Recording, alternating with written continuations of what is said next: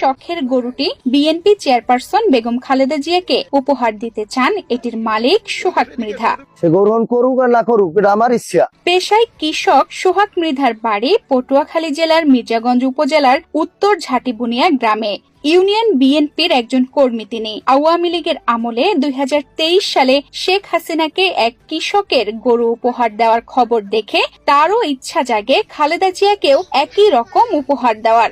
আওয়ামী লীগের নেত্রী শেখ হাসিনার গরু দিয়েছে, তারপরে এক কৃষক, তারপরে আমার ওইভাবে গরু ছিল, আবার দেখি আমার আমি তো কৃষক, তা আমি এইভাবে তারা আমার গরুটা আমি গিফট করবো, ঈদ উপহার দিব একদিন।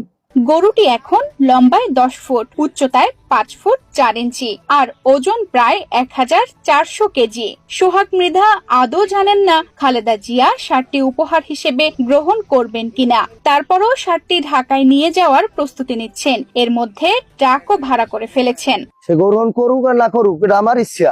তার দেশের জন্য আমার ওই ইচ্ছা হয়, তার থেকে ভিতরে আবেগ তৈরি হয়েছে, আমি তারে দিব।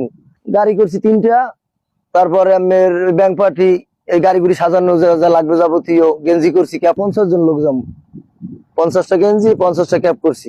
2018 সালের শেষ দিকে স্থানীয় চৈতা বাজার থেকে 1,37,000 টাকায় একটি ফ্রিজিয়ান জাতের গাভী কিনেছিলেন সোহাগ। সপ্তাহ না যেতেই গাভীটি একটি বাছুর জন্ম দেয়, সেটি এই কালো মানিক। পরিবারের সদস্যরা মিলে 6 বছর ধরে এটিকে লালন পালন করছেন। কালো মানিককে নিয়মিত ভুসি, খোল, সবুজ ঘাস ও খড়কুড়া খাওয়ানো হয়। তার মারে কিনছিলাম ওই চৈতে বাজার দিয়ে 1,37,000 টাকা দিয়া। তারপরে ওরা আনার পরে 1 সপ্তাহ পরই এই বাছুরটা আমার হাতালে হয়েছে, ঠিক আছে। তারপরে আর মারে আমি বিক্রি করে ফেলাইলাম। সোহাগের বাবা বিএনপির রাজনীতি করতেন।